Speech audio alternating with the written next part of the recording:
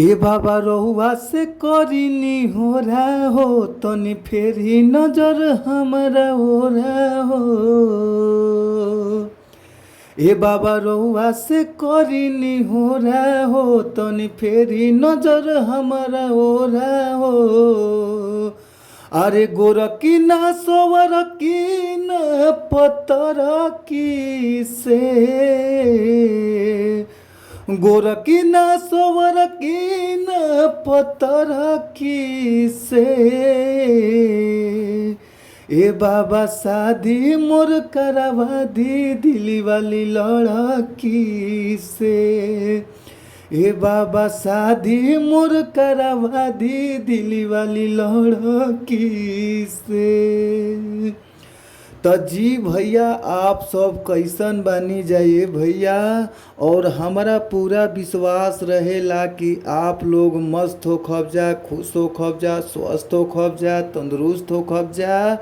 और हम बानी आप सबके भोजपुरी गायक व गीतकार नीतीश सिंह, सबके हम प्रणाम करतनी ए भैया। और रउआ सबके बीच में बहुत ही कम से कम चार्ज में, बहुत ही कम पैसा में हम इस सुपर हिट बोल बम के गाना लेके आ गइल बानी ए भैया।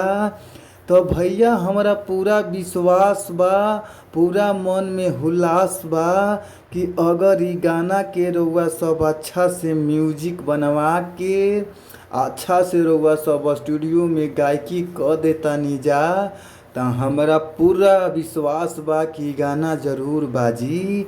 जी भैया रउआ सब अच्छा गावतानी जा, अच्छा बजावतानी जा, फिर भी रउआ सबके अच्छा मेटर गाना नइखे मिल पावत, तो रउआ सबके घबराए के ज़रूरत नइखे ए भैया।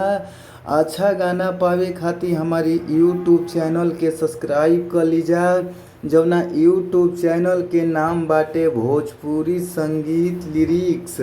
तो हमारा चैनल के सब्सक्राइब क के घंटी के बेल आइकन जरूरे दबा लीजा, काहे से कि घंटी के बेल आइकन रउआ सब दबा लेब जा तो कोनो भी गाना या वीडियो अपना चैनल के माध्यम से रिलीज करतानी तो सबसे पहले नोटिफिकेशन रउआ सबके सामने पहुंच जाई।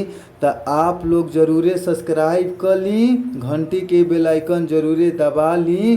तो आई जा सीधे सीधे चलल जाओ मुखड़ा के ओर। मुखड़ा के भाव का बा, कौना भाव में कैसे गावे के बा, आई जा हम डमी कर दे तनी रउआ सब स्पष्ट हो जाई। सुन लीजा कैसे गावे के बा, भाव बा। बाबा रउआ से करीनी हो रहा हो तनी फेरी नजर हमारा हो रहा हो। ए बाबा रउआ से करीनी हो रहा हो तनी फेरी नजर हमारा हो रहा हो। अरे गोरकी ना सोवरकी ना पत्थर की से गोरकी ना सोवरकी ना पत्थर की से। ए बाबा शादी मोर करवा दी दिली वाली लड़की से। ए बाबा शादी मोर करवा दी दिली वाली लड़की से। तो भैया अगर ये गाना अच्छा लागता, मस्त लागता, तो स्क्रीन पर नंबर बा, नंबर नोट कर लीजा। 2 नंबर बा, नंबर नोट कर ली। 98 350 77 203।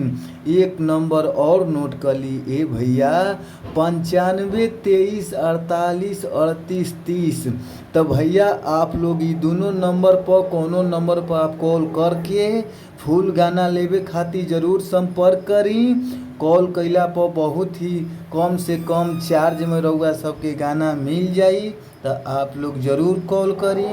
फिर मिलल जाई अगला वीडियो में, यानी नेक्स्ट वीडियो में। तब तक खातिर bye bye, thank you so much, आप सभी को धन्यवाद।